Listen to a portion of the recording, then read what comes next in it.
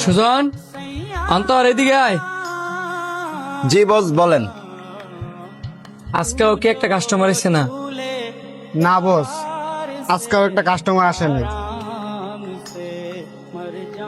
তবে চিন্তা করেন না, কাস্টমার ঠিকই আইব। কাস্টমার চিন্তা করি না, কারণ আল্লাহ পাক হচ্ছে উত্তম পরিকল্পনাকারী। এখন তুমি করে যেটা লেগে ডাকছি, কালকে যেহেতু বন্ধের দিন, আজকে রেস্টুরেন্টটা তাড়াতাড়ি বন্ধ করে যায় গা। কি বলেন বস, এমনিতেই তো বেচা কিনি নাই, আবার বলতেছেন তাড়াতাড়ি রেস্টুরেন্ট বন্ধ করে যাইতাম গা। আপনার যদি মন চায় আপনি বাড়ির যায় বই তেন গা, আমরা কালকেও রেস্টুরেন্ট খোলা রাখবো, কারণ কাস্টমার কোন সময় আসে বলা যায় না। তোমরা যেটা ভালো মনে করো।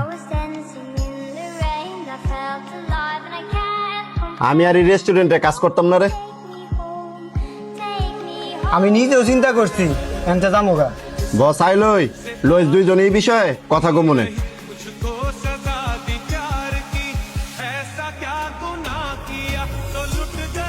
বস আপনার সাথে একটা বিষয়ে কথা কইতাম। বলো। বস, আমরা দুজনে আপনার এখানে আর কাজ করতাম না। কেন? আমি তো তোমার বেতন ঠিকঠাক মতো দেই হই, নাকি অন্য কোনো সমস্যা? বেতন দেন ঠিক আছে, এমনিতে তো আপনার রেস্টুরেন্ট চলে না, এর মধ্যে আমগর আবার বেতন দেন, আপনার অনেক কষ্ট হয়ে থাকে না? বস, আমরা জানি আপনি আমাদের অনেক ভালোবাসেন, আমরাও আপনার অনেক ভালোবাসি, কিন্তু বৈশা বৈশা বেতন নিতে আমাদের আর ভালো লাগে না। তোমরা আমার কর্মচারী না, আমার ভাই। যেই জায়গার মধ্যে আমি বাইঙ্গা পড়ি নাই, তোমরা কে লেগে বাইঙ্গা পড়ছো? দেখ, খারাপ সময় আসে ভালো সময়ের জন্য। ধৈর্য ধরে থাক, একদিন দেখবি ভালো সময় ঠিকই আসবে।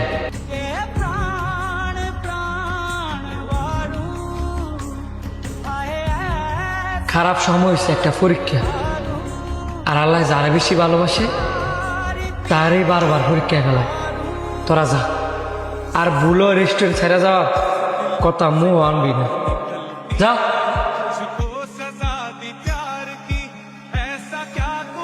ভাই আপনাদের মেনুটা দিন তো। স্যার এই যে মেনু কার্ড, কি খাবেন দেখেন। যে গরম পড়ছে, এই দই চিড়াটা কেমন হবে? স্যার আমি মুখে কিছু বলবো না, আপনি দই চিড়াটা ট্রাই করে দেখেন, আপনি নিজেই বলবেন কেমন হয়েছে। এত কনফিডেন্স, তাহলে তো খাইতেই হয়। ঠিক আছে, আমার জন্য একটা নিয়ে আসেন। Okay sir. স্যার এই নেন দই চিড়া।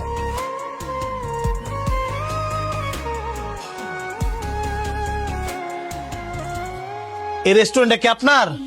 এই দই চিড়াটা বানাইছে কে? কেন স্যার, বেশি একটা খারাপ হয়েছে? দই চিড়াটা বানাইছে কে তার ডাক দেন। হ্যাঁ সুজন, এদিকে আয়।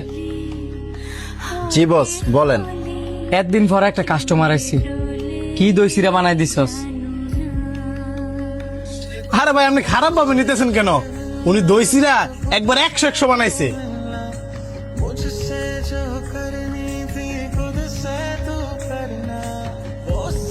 এখন আপনি আমারে 250 দই চিড়া দিয়ে হেল্প করতে হইব, কারণ সামনের শুক্রবারে আমার ছোট বোনের বিয়ে।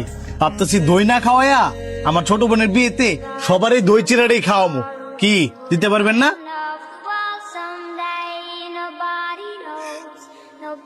জি অবশ্যই পারমু।